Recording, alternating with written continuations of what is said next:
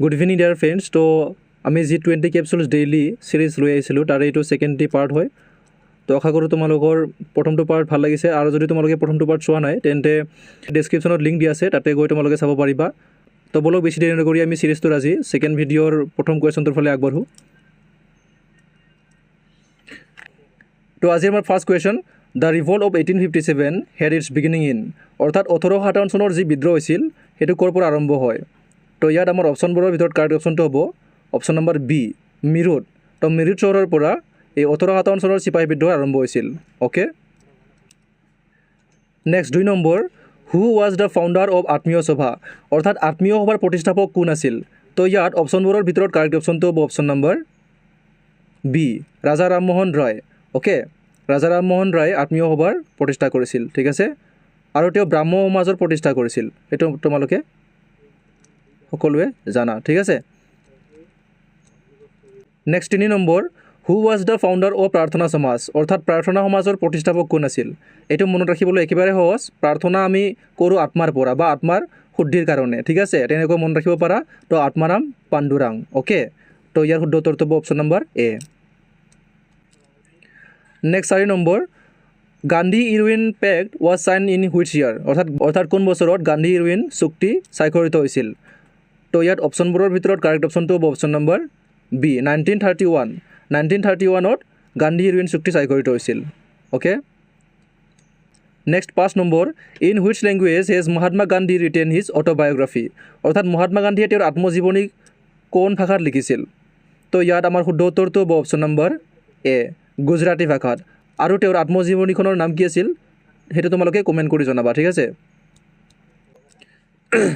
Next 6 number, in which year did the Chauri Chaura কাণ্ড incident টুক place. Okay, কোন বছৰত চৌৰি চৌৰা কাণ্ড সংঘটিত হৈছিল। তো ইয়াত আমাৰ অপশ্যনবোৰৰ ভিতৰত কাৰেক্ট অপশ্যনটো হ'ব অপশ্যন নম্বৰ চি, 1922 চনত, ঠিক আছে। Next 7 number, the Poona pact 1932 was an agreement between, অৰ্থাৎ পুনা চুক্তি যিটো 1932 চনত হৈছিল কাৰ মাজত হৈছিল। তো ইয়াত অপশ্যনবোৰৰ ভিতৰত কাৰেক্ট অপশ্যনটো হ'ব আমাৰ option number C, Mahatma Gandhi and doctor B R Ambedkar, ঠিক আছে। Next 8 number, who participated in all the 3 round table conferences, অৰ্থাৎ তিনিওখন যি ঘূৰণীয়া মেজমেল হৈছিল তাতে কোনে অংশগ্ৰহণ কৰিছিল। তো অপশ্যনবোৰৰ ভিতৰত কাৰেক্ট অপশ্যনটো হ'ব option number C, doctor B R Ambedkar. তেওঁ তিনিওখন ঘূৰণীয়া মেজমেলত অংশগ্ৰহণ কৰিছিল। Next 9 number, when did Gandhiji reach the coast of Dandi, অৰ্থাৎ গান্ধীজীয়ে কেতিয়া দাণ্ডিৰ পাৰত উপস্থিত হৈছিল, ঠিক আছে। তো ইয়াৰ কাৰেক্ট অপশ্যনটো হ'ব অপশ্যন নম্বৰ এ, 1930ৰ 5 এপ্ৰিল 1930, ঠিক আছে। তেওঁ 12 মাৰ্চত দাণ্ডিৰ যাত্ৰা আৰম্ভ কৰিছিল আৰু লাষ্ট তেওঁৰ দাণ্ডি যাত্ৰা শেষ হৈছিল 6 এপ্ৰিলত, ঠিক আছে। তেওঁ 5 এপ্ৰিলত দাণ্ডি পাৰত উপস্থিত হৈছিল, কিন্তু তেওঁৰ যিটো দাণ্ডি যাত্ৰা সেইটো শেষ হৈছিল 6 এপ্ৰিলত, আৰু সেইদিনাৰ পৰাই তেওঁ মানে যিটো আইন অমান্য আন্দোলন এইটো আৰম্ভ কৰিছিল। তেওঁ টোটেল 200 মাইল দাণ্ডি যাত্ৰা কৰিছিল, ঠিক আছে। নেক্সট 10 নম্বৰ, বহুত ইম্পৰ্টেণ্ট প্ৰশ্ন, আৰু এইটো কুৱেশ্যনত বহুতে কনফিউজ হয়। চ' কি দিয়া আছে, হু গেভ দ্য শ্লোগান ইনকিলাব জিন্দাবাদ, অৰ্থাৎ ইনকিলাব জিন্দাবাদ শ্লোগান কোনে দিছিল।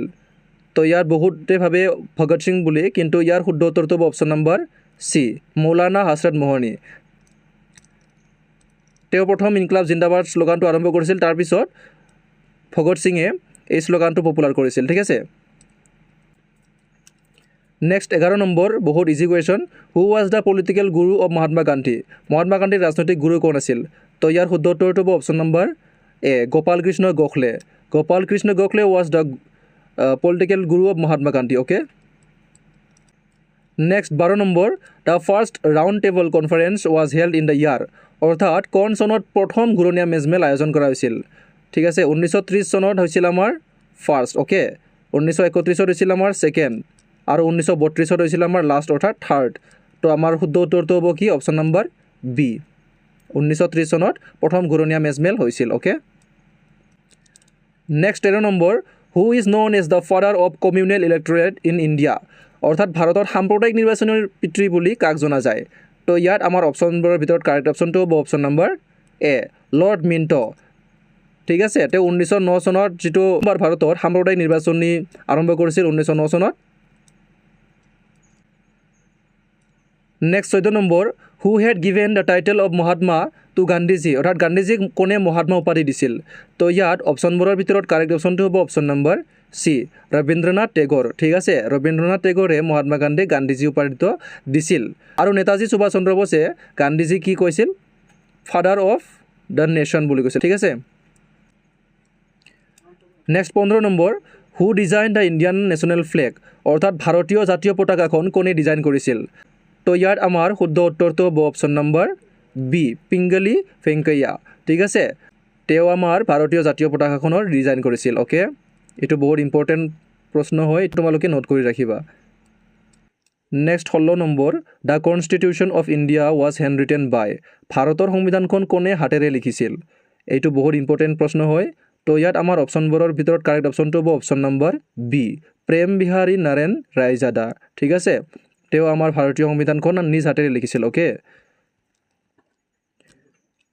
Next 17 number in which year sati system was abolished by William Bentinck অৰ্থাৎ কোন বছৰত উইলিয়াম বেণ্টিংকে সতী প্ৰথা বিলুপ্ত কৰিছিল তো ইয়াত আমাৰ অপশ্যনবোৰৰ ভিতৰত কাৰেক্ট অপশ্যনটো হ'ব অপশ্যন নম্বৰ বি 1829 চনত ঠিক আছে 1829 চনত উইলিয়াম বেণ্টিংকে সতী প্ৰথা বিলুপ্ত কৰিছিল okay next 18 number in which year did Gandhiji visit Assam for the last time অৰ্থাৎ কোন বছৰত গান্ধীজীয়ে শেষবাৰৰ বাবে অসম ভ্ৰমণ কৰিছিল তো আমি যদি চাওঁ গান্ধীজীয়ে 4বাৰ টোটেল অসম ভ্ৰমণ কৰিছিল তাৰে ভিতৰত প্ৰথম তেওঁ 1921 চনত আহিছিল দ্বিতীয় তেওঁ 1926 চনত আহিছিল আৰু তৃতীয়বাৰ তেওঁ 1934 চনত আহিছিল আৰু লাষ্ট তেওঁ 1946 চনত আহিছিল ঠিক আছে তো আমাৰ কাৰেক্ট অপশ্যনটো কি হৈ যাব option number D 1946 for the last time okay next 19 number who started the Chipko movement অৰ্থাৎ চিপকো আন্দোলন কোনে আৰম্ভ কৰিছিল তো ইয়াত আমাৰ শুদ্ধ উত্তৰটো হ'ব অপশ্যন নম্বৰ এ সুন্দৰলাল বহুগুণা ওকে তো সুন্দৰলাল বহুগুণাই চিপকো আন্দোলন আৰম্ভ কৰিছিল আৰু চিপকো আন্দোলন কিহৰ বাবে আৰম্ভ হৈছিল এইটো গছ গছনিৰ সুৰক্ষাৰ বাবে হৈছিল ঠিক আছে আৰু মেধা পাটকাৰ কিহৰ লগত জড়িত আছে তোমালোকে এইটো কমেণ্ট কৰি জনাবা বহুত ইম্পৰ্টেণ্ট হয় ঠিক আছে নেক্সট 20 নম্বৰ আজিৰ আমাৰ লাষ্ট কুৱেশ্যন তো ইয়াত দিয়া আছে with which dam is Narmada Bachao Andolan associated অৰ্থাৎ নৰ্মদা বচাও আন্দোলন কোনটো বান্ধৰ লগত জড়িত তো ইয়াত আমাৰ অপশ্যনবোৰৰ ভিতৰত কাৰেক্ট অপশ্যনটো হ'ব option number C Sardar Sarovar dam ঠিক আছে এই চৰ্দাৰ সৰোবৰ ডেমৰ লগতেই আমাৰ নৰ্মদা বচাও আন্দোলনটো জড়িত হৈ আছে তো এয়া আছিল আজিৰ আমাৰ 20টা কুৱেশ্যন ঠিক আছে ইয়াৰ ভিতৰত তোমালোকে কেইটা কাৰেক্ট কৰিব পাৰিলা এইটো কমেণ্ট কৰি জনাবা আৰু ভিডিঅ'টো বন্ধু বান্ধৱীৰ লগত শ্বেয়াৰ কৰিবা আৰু ছাবস্ক্ৰাইব কৰি লোৱা নাই যদি চেনেলটো ছাবস্ক্ৰাইব কৰি ল'বা আকৌ কালি আমি 7:30 বজাত লগ পোৱাৰ আশাৰে আজিৰ কাৰণে এইখিনিতে সমাপ্ত কৰিলোঁ ঠিক আছে ধন্যবাদ